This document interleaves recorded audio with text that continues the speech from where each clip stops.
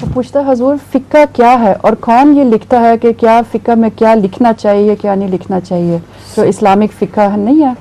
سکہ جو ہے، سکہ تو کرنسی کو کہتے ہیں. فقہ فقہ فقہ، ہاں ہاں، اسلامی فقہ کہ 4 بڑے بڑے فقہ سنی فقہ کی ہیں، اور شیعہ فقہ جو ہے اس میں وہ الگ ہے.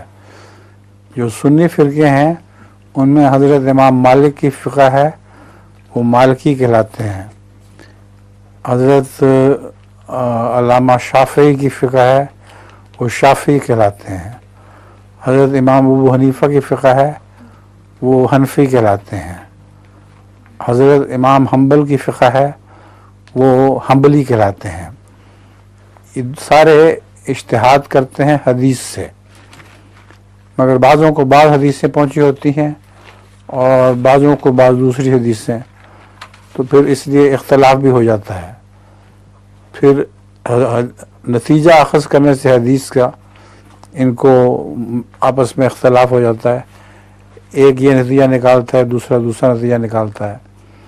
تو فقہ جو ہے یہ بہت ہی اہم مسئلہ ہے.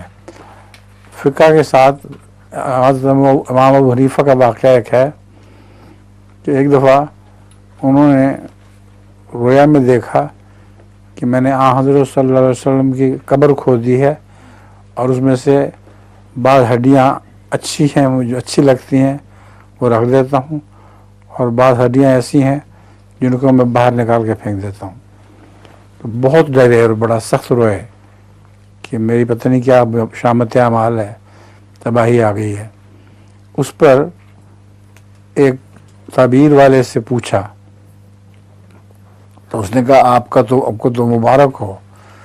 اس رویا کا مطلب یہ ہے کہ حضرت صلی اللہ علیہ وسلم کی وہ حدیثیں، وہ ارشادات جو رکھنے کے لائق ہیں ان کو آپ رکھ لیتے ہیں، اور جو بناوٹی ہیں ان کو آپ چھوڑ دیتے ہیں. حضرت امام ابو حنیفہ کا یہ واقعہ ہے. اور ان کا ایک بچے کے متعلق بھی واقعہ آتا ہے. بارش ہو رہی تھی، ایک بچہ بہت تیزی سے دوڑ رہا تھا تو پھسل گیا. حضرت امام ابو حنیفہ نے کہا بیٹا آہستہ چلو، پھسل نہ جایا کرو.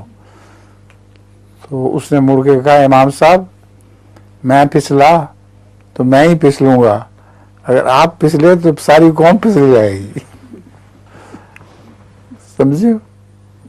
سمجھ گئے ہو؟ ترجمہ کر دیں پھر اس کا.